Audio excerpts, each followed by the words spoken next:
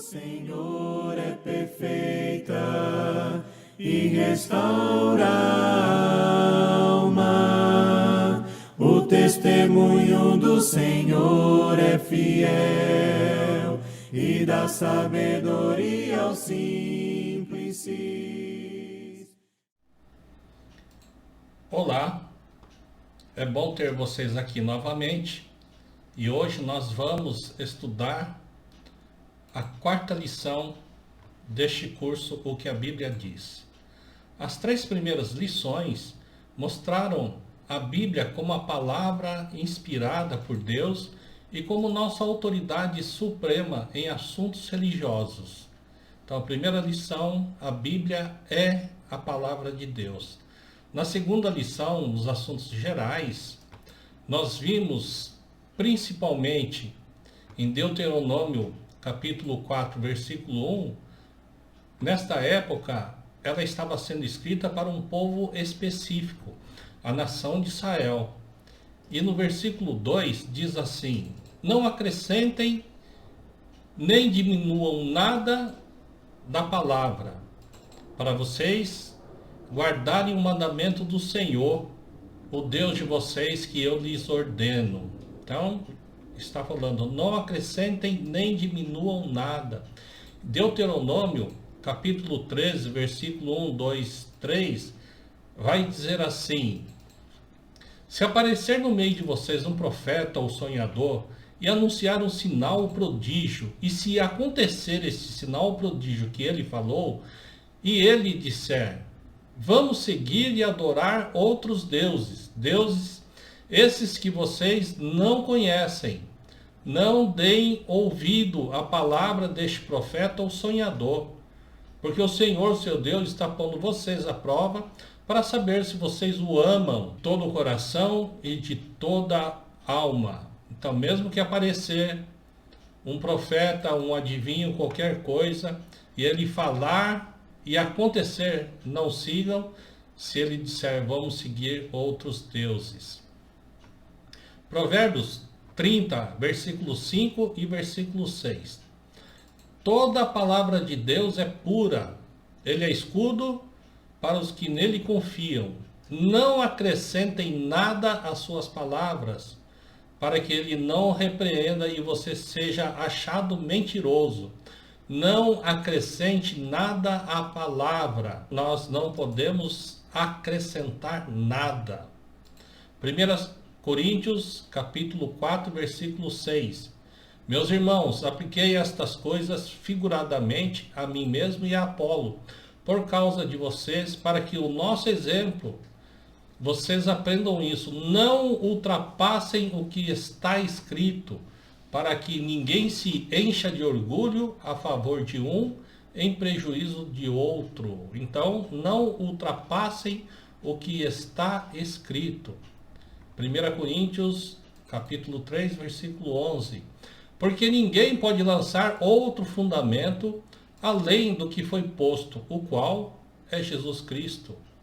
Gálatas, capítulo 1, versículos 6, 7 e 8.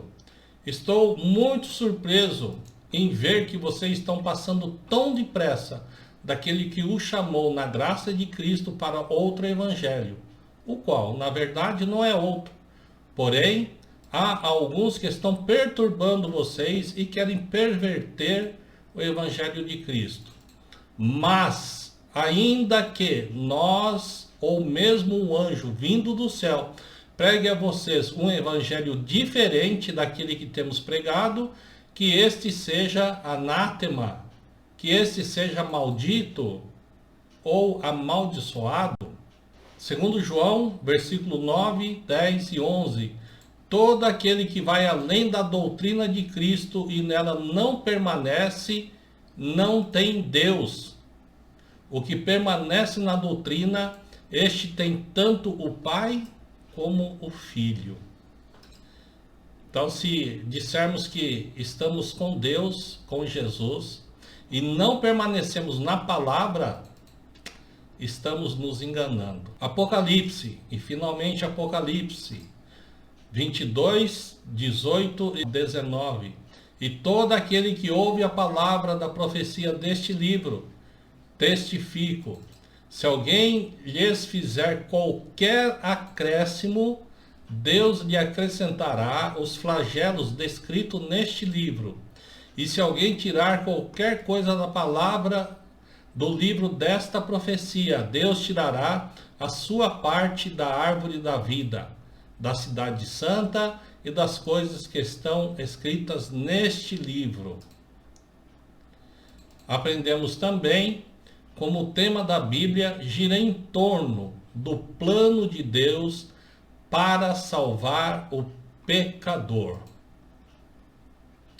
Vimos que o plano de Deus tem etapas que não se repetem. No começo, Deus falava somente com os patriarcas e era uma época sem lei. Isso fazia parte da etapa do plano de Deus. Depois Deus passou a falar a uma nação. Foi dada a lei de Moisés, ou a lei através de Moisés, ou a lei de Deus. Então aqui eles já tinham a lei e tinham que seguir a lei para continuarem a caminhada com Deus. Já não era mais sem lei, mas com lei e para uma nação. E uma terceira etapa, e é o que é onde nós estamos até hoje. Depois fala ao mundo todo. Foi dada a lei de Cristo e anulada a lei de Moisés até a volta de Jesus.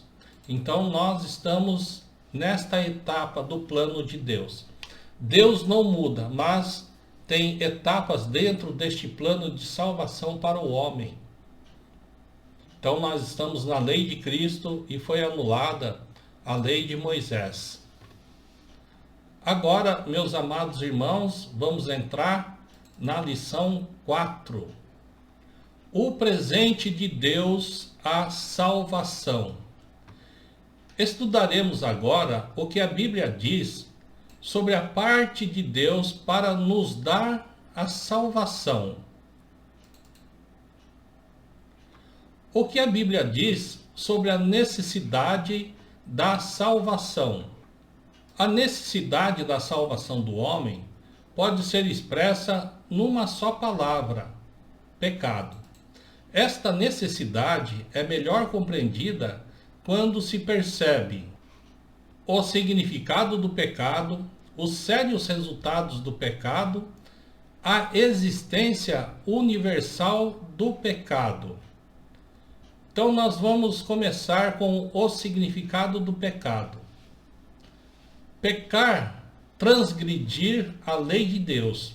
1 João 3, versículo 4. Todo aquele que pratica o pecado transgride a lei, porque o pecado é transgressão da lei. Realmente significa realmente errar o alvo. O alvo é a perfeita vontade de Deus. Quem deixa de viver de acordo com a vontade de Deus erra o alvo, peca. Errar o alvo resulta em dois tipos principais de pecado. Temos aí o pecado ativo, pecados ativos. Pecamos ativamente quando fazemos aquilo que Deus proíbe. Por exemplo, quando Adão e Eva comeram o fruto que Deus ordenou que não comessem, Gênesis 3, eles pecaram ativamente. A lei de Deus no Novo Testamento, através de Cristo, proíbe coisas tais como adultério, idolatria, ódio, discórdia, inveja, assassinato, bebedice, mentira, roubo e etc. Veja também lá em Gálatas 5, 19 e 21, Romanos 1, versículo 29 ao 32 e 1 Coríntios, capítulo 6, do 9 ao 10. A pessoa que praticar estas coisas peca, então, de modo ativo.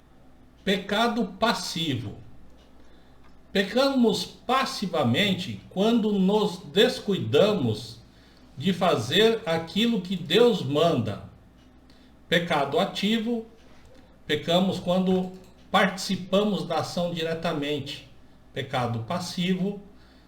quando nos descuidamos de fazer aquilo que Deus manda.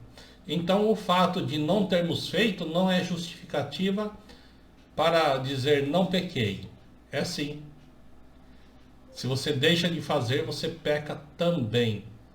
Por exemplo, um homem de boa moral que não obedece ao Evangelho peca passivamente, porque deixa de obedecer à vontade de Deus. Está lá em Hebreus 2, versículo 3, que diz assim: como escaparemos nós se não levarmos a sério tão grande salvação? E 2 Tessalonicenses, capítulo 1, versículos 7 e 8. E que dê a vocês que estão sendo atribulados alívio juntamente conosco, quando do céu se manifestar o Senhor Jesus com os anjos do seu poder em chama de fogo, tomando vingança contra os que não conhecem a Deus e contra os que não obedecem o Evangelho do nosso Senhor. Então aqui está falando que vai tomar vingança contra os que não conhecem a Deus e contra os que não obedecem ao Evangelho do nosso Senhor. Eles não querem obedecer, então estão pecando passivamente, não fazendo aquilo que Deus diz. Temos também um relato muito interessante aqui em Mateus 19, do versículo 16 ao 26. Eu peguei aqui um pedaço e vai falar sobre o jovem rico. O jovem rico é aquele jovem que se apresenta diante de Jesus e ele pergunta o que ele teria que fazer de bom para ser salvo. E Jesus fala a ele, que bom há somente um, e que ele tinha que dar tudo que ele tinha aos pobres e segui-lo. Jesus também havia dito que ele tinha que guardar a lei, e ele falou que guardava toda a lei, tudo aquilo que Jesus estava falando ele fazia. Ele era rico, ele era jovem, ou seja, para a mentalidade da época, ele era perfeito. Tanto é que os próprios discípulos falaram: sendo assim, quem pode salvar-se? Como que pode? Esse rapaz, ele é jovem, ele é rico, segue toda a lei, como ele mesmo diz. E os discípulos perguntaram: mas se ele não pode ser salvo, quem é que pode? E Jesus, olhando para eles, disse: para os seres humanos, isto é impossível. O homem não pode salvar-se por mérito nenhum. O homem não tem mérito para a salvação. E continua: mas para Deus tudo é possível. Para Deus tudo é possível. E Jesus vai continuar: e todo aquele que tiver deixado casas, irmãos, irmãs, pai, mãe, filhos ou campos, por causa do meu nome, receberá muitas vezes mais e herdará a vida eterna. Ou seja, aqui, como muita gente pensa, que rico não entra no reino dos céus. Não é isso que está dizendo aqui.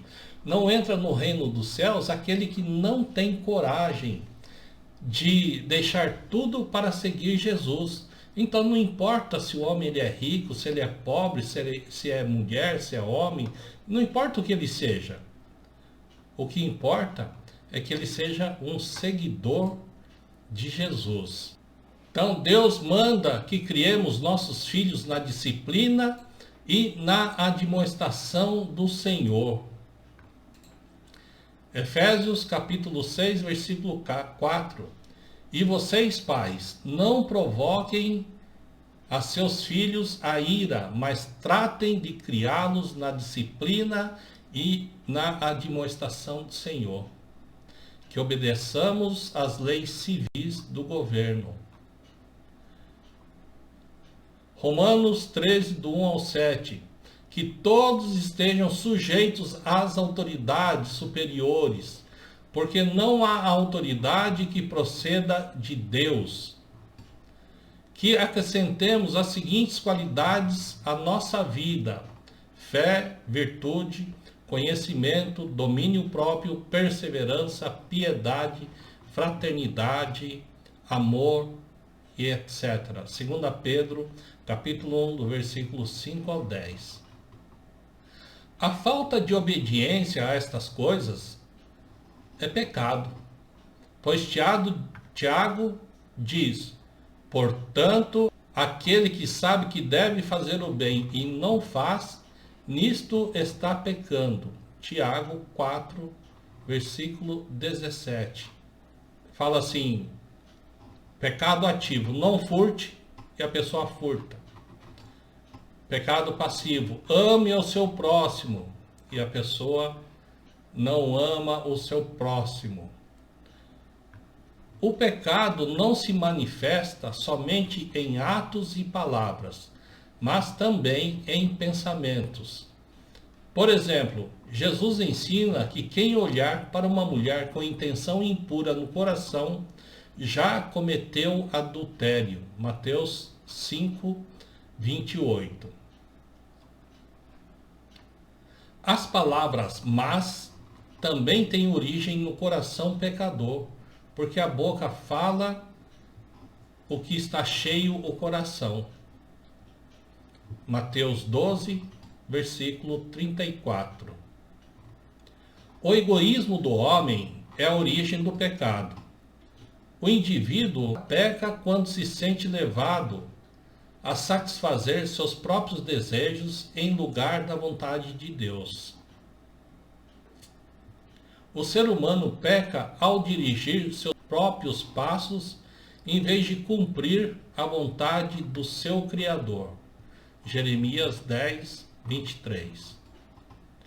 O pecado é, então, qualquer desobediência à lei de Deus que se manifesta de maneira ativa ou passiva, através de pensamentos, palavras ou atos. E depois de aprendermos o que significa pecado, perguntamos: quem comete pecados? A universalidade do pecado.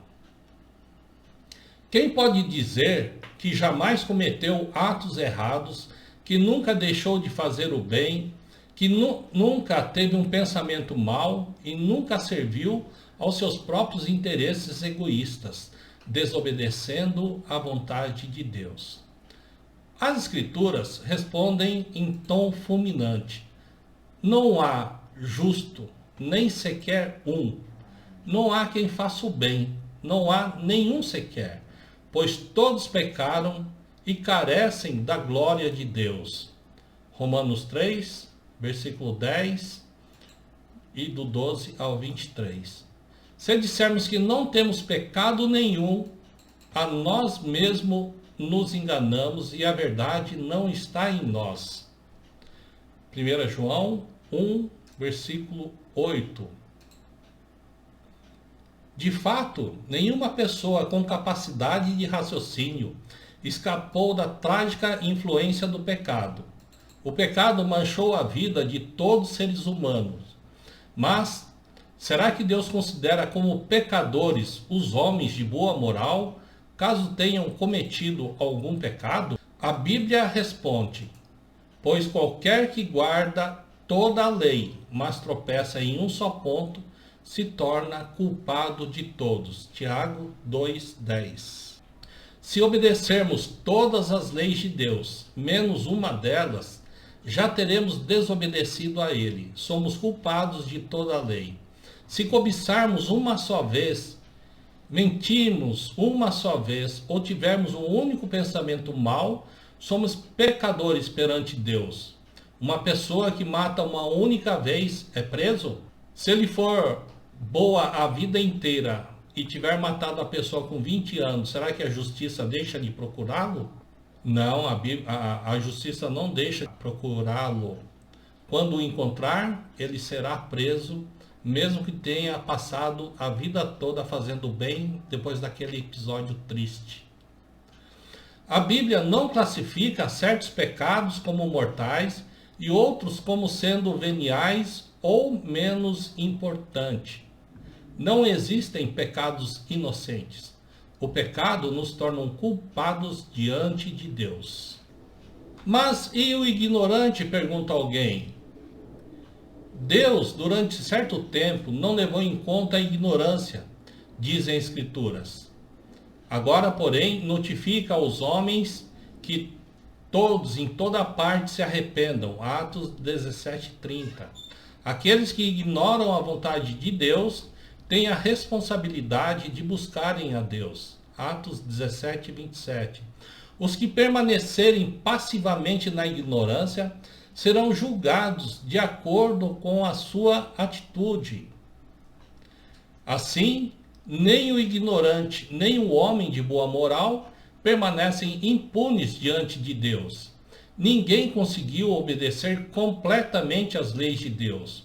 Em algum ponto de sua vida, o homem peca e o pecado mancha a sua alma.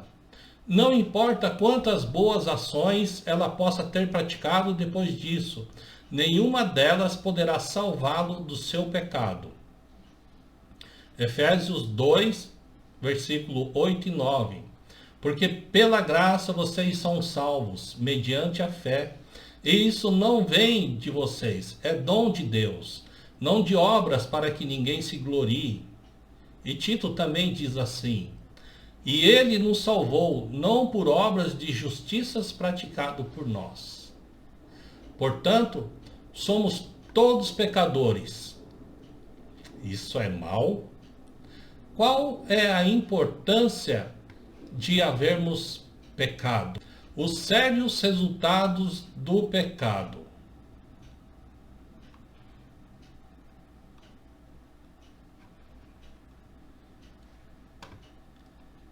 Os sérios resultados do pecado. O fato de todos os homens terem pecado é de extrema importância em virtude das sérias consequências do pecado. O pecado exige castigo. Por ser justo, Deus deve castigar os desobedientes.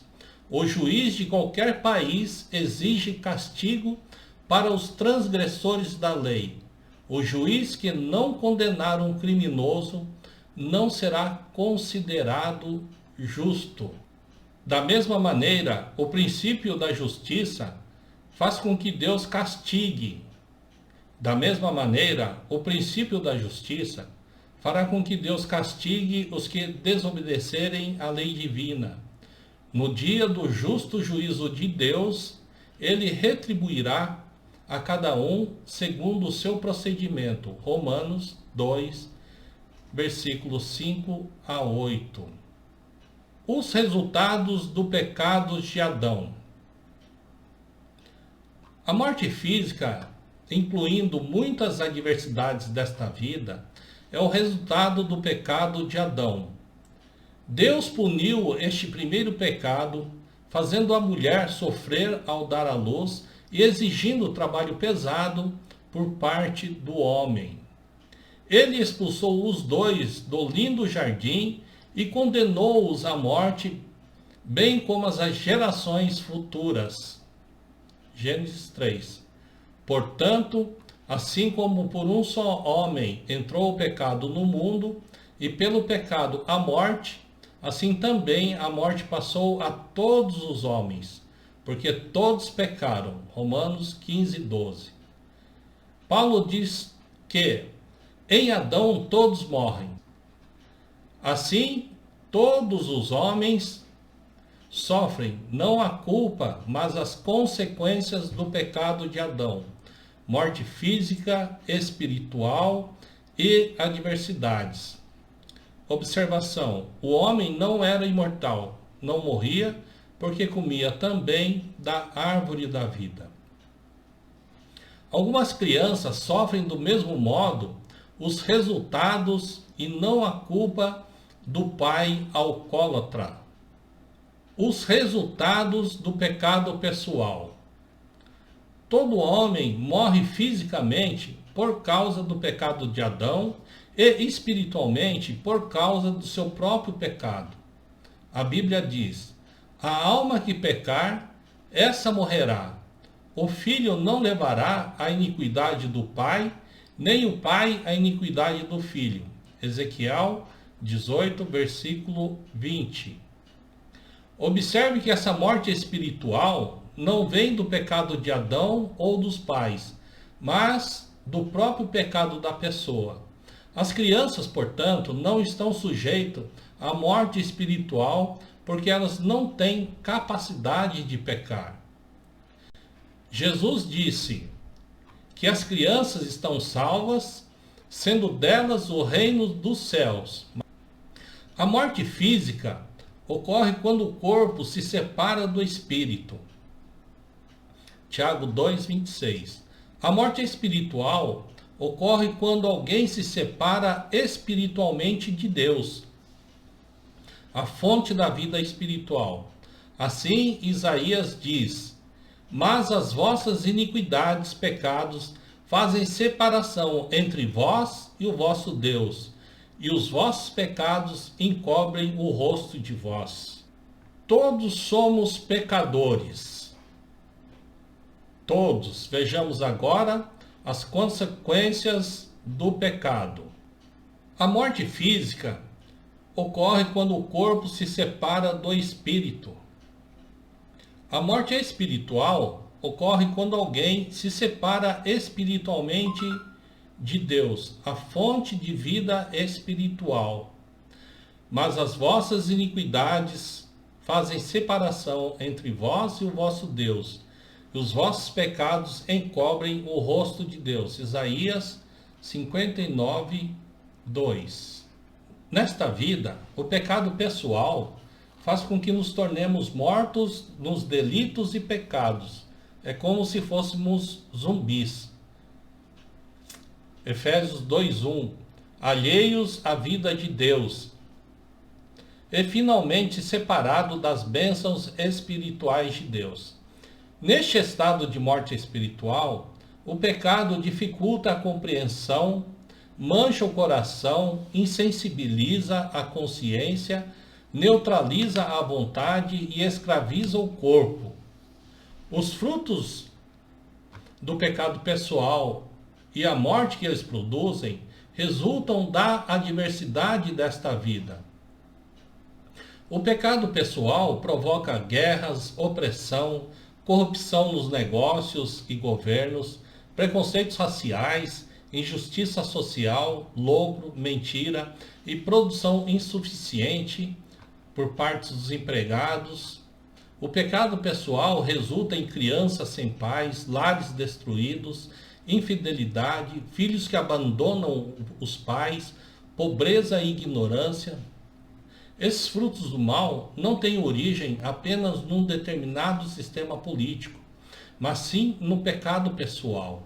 Se o homem obedecesse perfeitamente à vontade de Deus, tais misérias desapareceriam.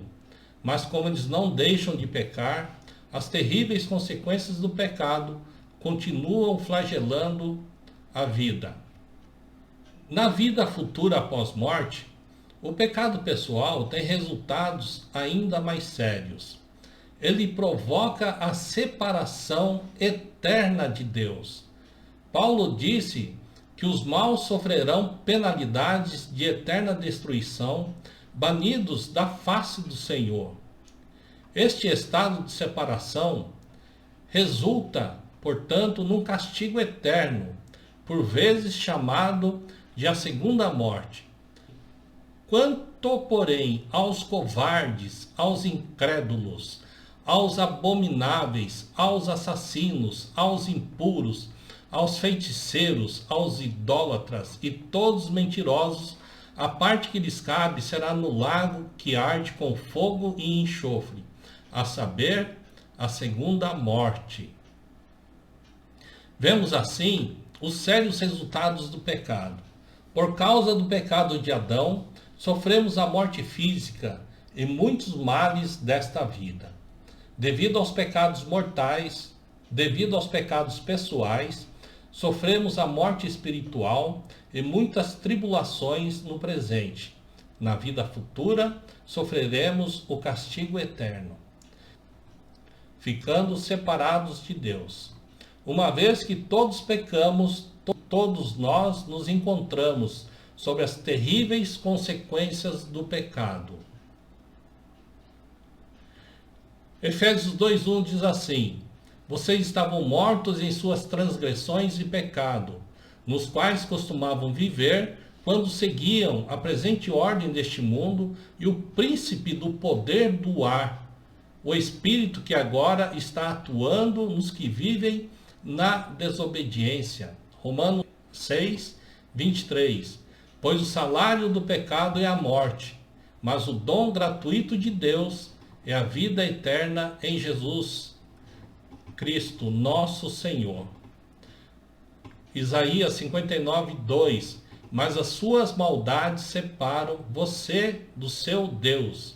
Romanos 3:23. Pois todos pecaram e estão destituídos da glória de Deus. João 17:3. Esta é a vida eterna, que te conheçam, o único Deus verdadeiro, e a Jesus Cristo, a quem enviastes. Quase afogando nas profundezas do pecado, o homem não pode salvar-se. Ele só pode pedir a Deus um Salvador. Qual será a resposta? Deus dá a salvação por meio de Cristo. Por ser justo, Deus não tem obrigação de salvar os pecadores. Eles estão condenados justamente por terem desobedecido à lei. Só os inocentes que obedeceram perfeitamente à lei de Deus merecem as bênçãos da salvação. Com base neste ponto de vista, o mundo inteiro está condenado, pois todos pecaram.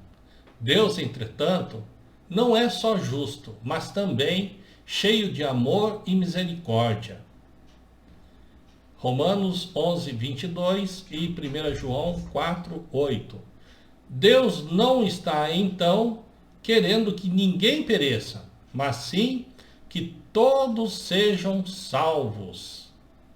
Como pode Deus ser justo exigindo perfeita obediência e castigo do pecado, sendo ao mesmo tempo misericordioso ao oferecer salvação ao pecador? Deus dá a resposta em Jesus Cristo, porque Deus amou o mundo de tal maneira que deu seu Filho unigênito, para que todo o que nele crê não pereça, mas tenha a vida eterna. Somente Cristo está habilitado para ser o mediador do homem para as bênçãos da salvação. Só através de Cristo o homem pode aproximar-se de Deus e ser aceito por ele. Mas como Deus dá salvação através de Cristo? Seu único sacrifício foi suficiente para salvar o homem de todos seus pecados. Vejamos abaixo as bênçãos que Deus tem para oferecer aos que se achegam a Deus. Deus concede perdão por meio de Cristo. Deus pode perdoar o pecador porque Jesus cumpriu a exigência da lei em ambos os aspectos, perfeita obediência e castigo para o pecado. Todos os pecadores merecem castigo, mas Jesus Cristo viveu a vida perfeita que o homem não conseguiu viver e tornou-se, assim, o primeiro homem que não mereceu o castigo do pecado. Mas ainda, Cristo morreu na cruz como um criminoso comum e sofreu realmente o castigo do pecado. Por quê? A vida perfeita de Cristo e sua morte merecida fizeram com que Deus aceitasse a morte de seu Filho como castigo exigido pela justiça por causa dos pecados dos outros. Cristo não sofreu por seus próprios pecados, mas pelos nossos. Cristo, carregando ele mesmo em seu corpo os nossos pecados. Morreu uma única vez pelos pecados, o justo pelos injustos, para conduzir-nos a Deus. Daquele que não cometeu pecado, ele o fez pecado por nós, para que nele fôssemos feitos justiça de Deus.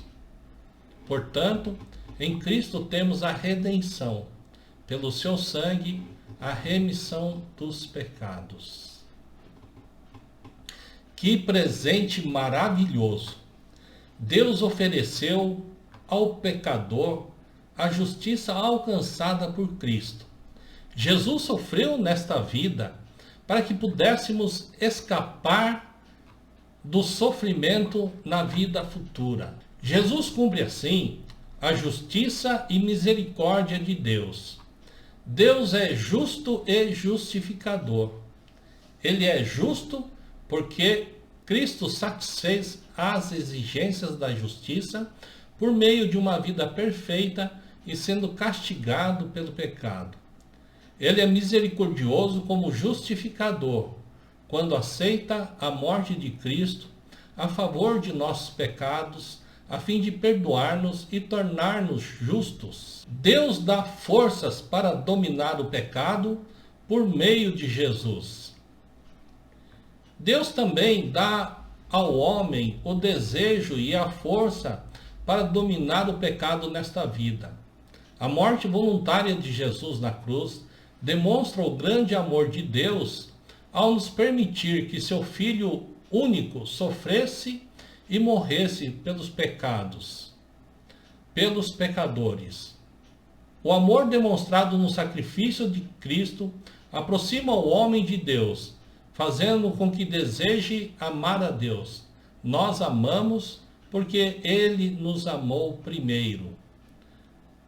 Além de dar ao homem o desejo de viver sem pecar, Deus também lhe mostra a maneira como deve viver.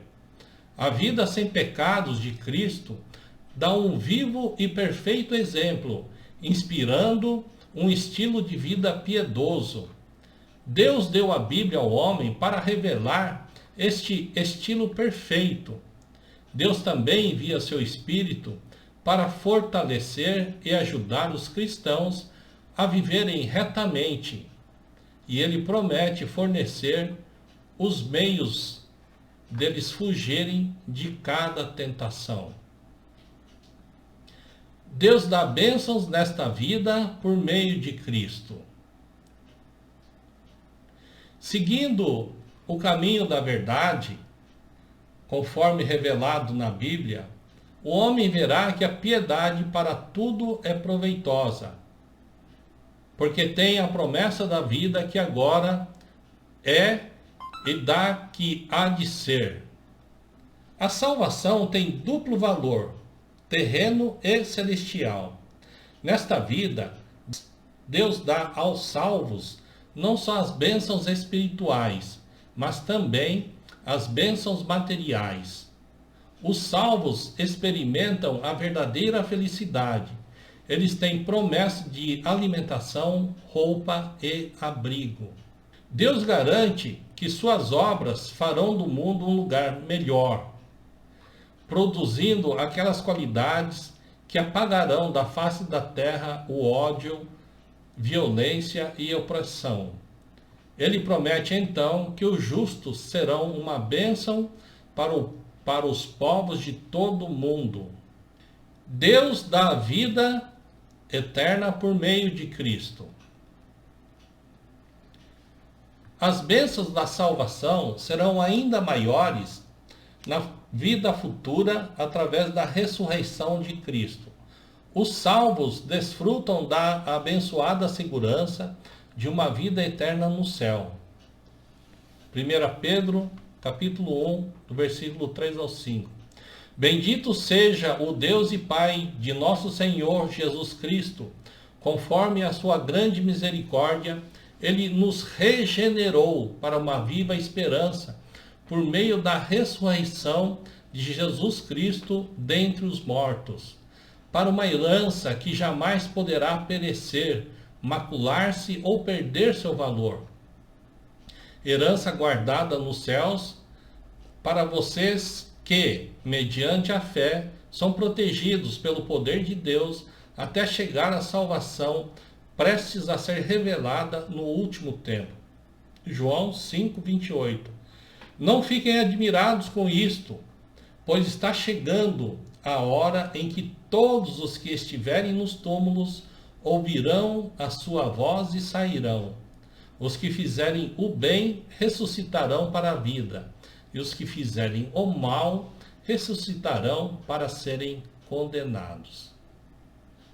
Se Jesus tivesse permanecido no túmulo, teríamos sucumbido ao último inimigo, a morte.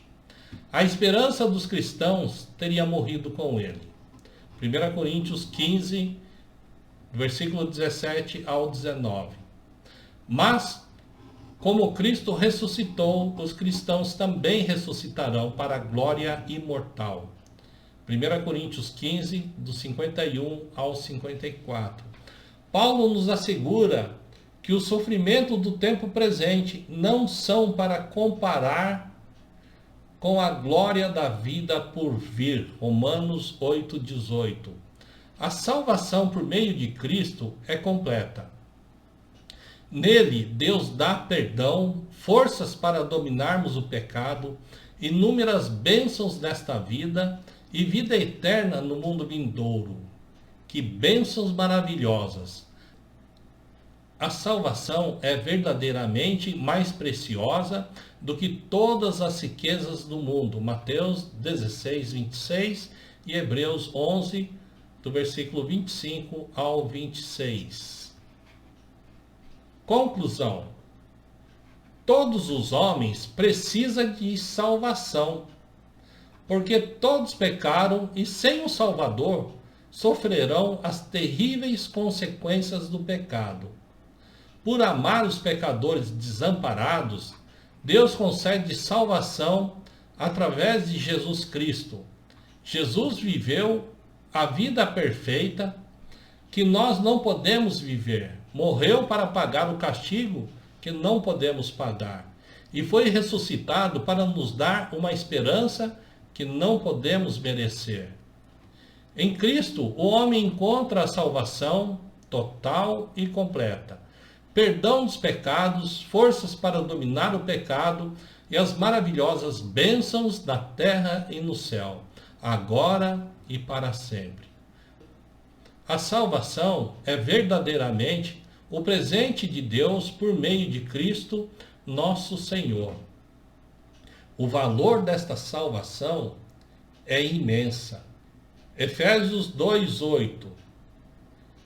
Pois vocês são salvos pela graça, por meio da fé. E isso não vem de vocês, é dom de Deus, não por obras, para que ninguém se glorie. As Escrituras sagradas falam do convite de Cristo a todos os homens para aceitarem a salvação. Mateus 11, 28, 30 diz assim: Venham a mim todos que estão cansados e sobrecarregados, e eu darei descanso a vocês. Tomem sobre vocês o meu jugo e aprendam de mim, pois sou manso e humilde de coração, e vocês encontrarão descanso para suas almas, pois o meu jugo é suave e meu fardo é leve. Apocalipse 22:17 diz assim: O Espírito e a noiva dizem, vem. E todo aquele que ouvir, diga, vem. Quem tiver sede, venha. E quem quiser beber de graça da água da vida, venha. Meus amados irmãos, então as Sagradas Escrituras falam do convite de Cristo a todos os homens para aceitarem a salvação. Meus queridos e amados irmãos, então nós vimos aqui que o homem pecador, como eu disse no meio desta apresentação, uma pessoa que mata uma pessoa aos 20 anos e ele consegue escapar da polícia por 40 anos, e se aos 60 anos ele é achado pela polícia, ele vai pagar pela punição. O fato dele ter vivido 40 anos como pessoa boa não apaga o crime que ele cometeu. Da mesma maneira, o homem, quando ele comete um único pecado, não há nada que ele faça que possa apagar este pecado. Ele precisa de um Salvador. Ele precisa de Jesus. E é na próxima aula que eu espero vê-los, que estaremos vendo então como o homem vai fazer para alcançar esta maravilhosa salvação descrita através de vários versículos que nós vimos aqui. Faça bom proveito desta matéria. Muito obrigado pelo seu esforço, dedicação em conhecer mais e se tornar cada vez melhor um cristão e uma cristã. Até a próxima aula, em nome de Jesus.